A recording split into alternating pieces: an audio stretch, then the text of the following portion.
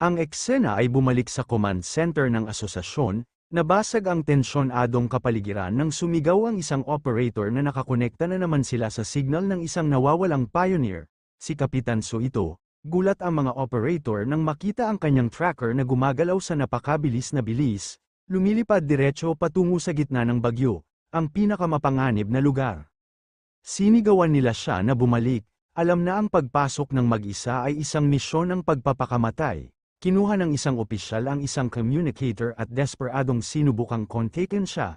Inuutusan siyang huminto agad at maghintay ng backup mula sa headquarters at militar. Sa rooftop, hawak ni Fang Yi ang device sa pulso ni Su Qingying, na pumutok-putok sa static. Sa wakas ay naisip kung paano ito gamitin, nagsalita siya sa communicator, nagtatanong kung naririnig nila siya. Nagulat ang opisyal sa kabilang dulo. Hinihiling na malaman kung sino siya at kung nasaan si Su Qingying.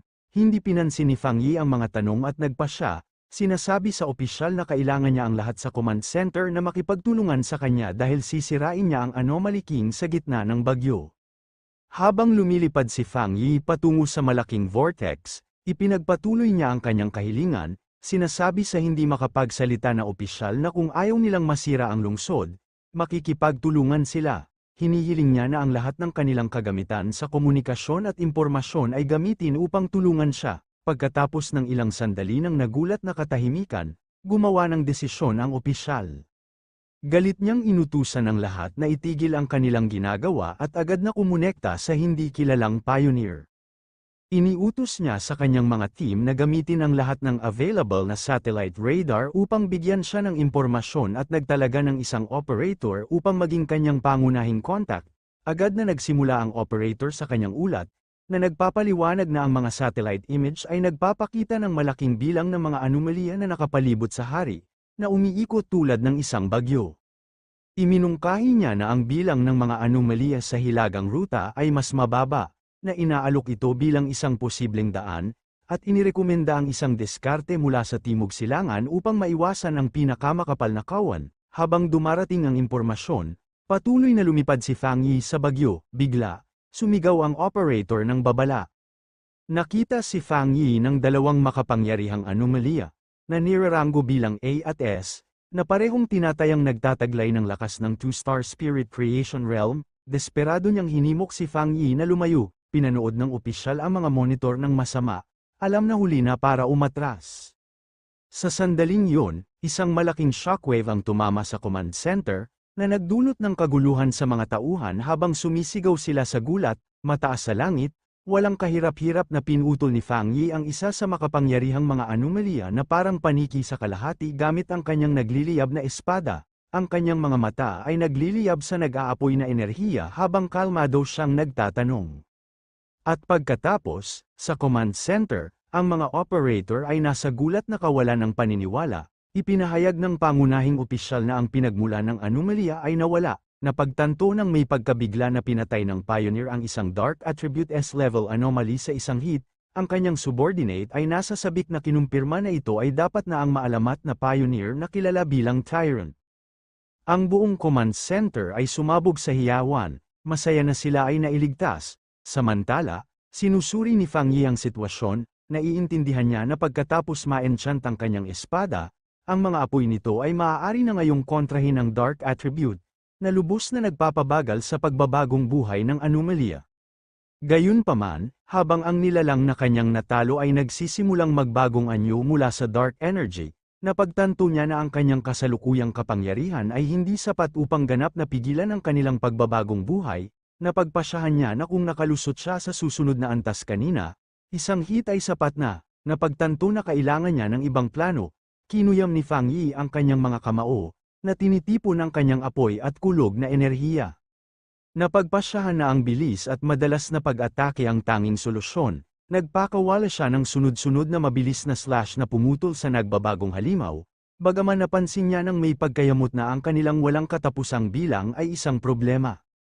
Bigla, isang kakaibang, umiikot na berdeng orb ng enerhiya ang lumitaw sa langit, na nakakuha ng atensyon ng mga dark creature, na nagsimulang lumipad pababa patungo dito. Sa lupa, isang grupo ng mga nakabalabal na pioneer ang nanunood sa pagkalito. Nag-iisip ang isa sa kanila kung ano ang nangyayari, dahil biglang huminto ang pag-atake ng mga nilalang na parang paniki. Ang Association Superior, na kasama nila, ay masamang nagsabi na hindi ito maganda. Alam niya na may isang dahilan lamang kung bakit hihinto ang mga kawan. Tinatawag sila pabalik ng Anomaly King, na nangangahulugang papalapit na ang pagdating nito. Ang natitirang militar at mga Pioneer Force ay nanunood habang ang mga kawan ay nagtitipon sa isang malaki, kulay dugong ulap sa ibabaw ng lungsod, na nauunawaan na ang kanilang tanging pagkakataon ay pigilan ang mga kawan bago sila ganap na ma-recall.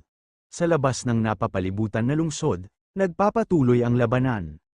Si Zhao Lan, mula sa isang mataas na punto, ay nagpakawala ng isang malakas na sabog ng enerhiya sa mga kawan ng mga dark creature. Ang kanyang subordinate, ang lightning user, ay lumapit sa kanya na may isang masamang ulat.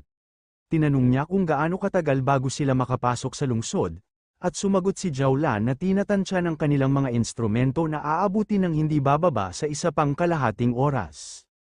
Nawalan ng pag-asa ang subordinate, alam na sa loob ng kalahating oras, ang Anomaly King ay ganap na mapipisa, at mawawala ang lungsod. Maaari lamang panuorin ni Zhao Lan ang malaking, kulay dugong kawan, na nagpapaliwanag na wala silang pagpipilian, dahil ang bilang ng mga nilalang ay higit sa 10 beses kaysa sa una nilang naisip, isang banta na katumbas ng 10 S-class na anomalya. Kahit nasa malalakas na armas ng militar, hindi nila ganap na maalis ang walang katapusang pagbabagong buhay ng mga nilalang. Nag-aalala si Zhao Lan na kung mab-aigo sila, ang mga kalapit na lungsod ay lalamunin din ng dark attribute. Tinanong niya kung wala pa rin silang sapat na tao upang masira ang blockade. Sumagot ang kanyang subordinate na lubos silang nalalamangan, nagrereklamo na ang ilang mga pioneer ay nanunood lamang mula sa malayo, hindi na pagtanto na ang panganib ay darating din sa kanila. Biglang nagbago ang ekspresyon ni Zhao Lan, nang mapansin niya ang isang bagay sa langit. Tinanong ng kanyang subordinate kung ano ang nakikita niya. Pareho silang nanunood habang ang mga kawan ng mga nilalang na parang paniki sa loob ng lungsod ay nagsisimulang magsama-sama, na lumilipad patungo sa lugar kung saan isinisilang ang Anomaly King. Sa sandaling yun, isang maliwanag na punto ng gininto ang liwanag ang sumabog mula sa mismong gitna ng malaking vortex, nakilala ng subordinate ang enerhiya, nagtatanong ng hindi makapaniwala kung ang maliwanag na apoy ay maaaring si Fang Yi. Bumaling siya sa kanya, nagtatanong na sinasabi ang kanyang pangalan.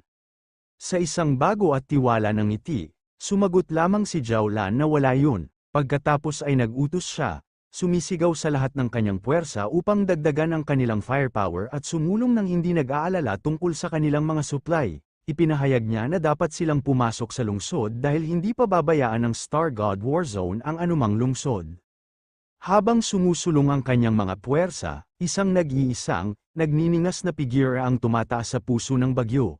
Isang ilaw ng pag-asa laban sa kadiliman. Si Zhao Lan at isang natigilan na si Su Qingying ay maaari lamang tumitig sa napakalaking dagat ng apoy na kanyang nilikha, mula sa kaligtasan ng isang basag na bintana ng apartment, nasa sabik na nakilala ni Lin Yi ang diskarte ng kanyang pinsan, habang ang pinuno na may pulang buhok ay tumitingin ng may pagkamangha. Mataas sa itaas ng lungsod, ang natitirang mga kawan ng mga nilalang na parang paniki ay nagsama-sama kay Fang Yi, sinusubukang pigilan siya, hindi humanga sa kanilang bilang. Napansin niya na lahat sila ay dumating upang pigilan siya. Sa isang determinadong tingin, ipinahayag niya na ito mismo ang gusto niya at iwinasiwas ang kanyang malaki at nagliliyab na espada. Ang pag-atake ay lumilikha ng isang napakalaking pagsabog ng apoy na sumisikat sa kalangitan, na pumutol ng isang malaking landas sa pamamagitan ng walang katapusang kawan ng mga dark creature, habang ang kanyang mga mata ay nagliliyab sa matinding, nag-aapoy na enerhiya. Si Fang Yi ay may biglaang realisasyon, nararamdaman niya ang sensasyon ng pagiging malapit ng magtagumpay, ang parehong pakiramdam na nawala kanina.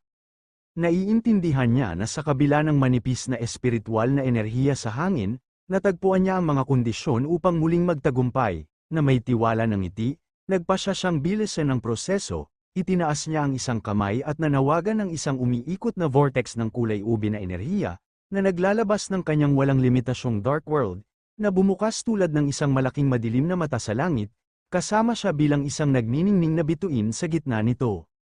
Inaabot ang kanyang kamay, nanawagan siya para lumitaw ang kanyang espiritual na bulaklak, Isang kumikinang na pulang orb ang lumitaw, na may mga bitak na kumakalat sa ibabaw nito. Mula sa loob nito, ang malaki, pula, at ilang na espiritual na bulaklak ng apoy ay lumitaw, na pumutok-putok sa dark energy. Agad itong nagsimulang umatake sa mga kawan, na sinisipsip ang kanilang lakas ng buhay habang inuutusan ito ni Fang Yi na sipsipin sila at tulungan siyang makamit ang kanyang tagumpay.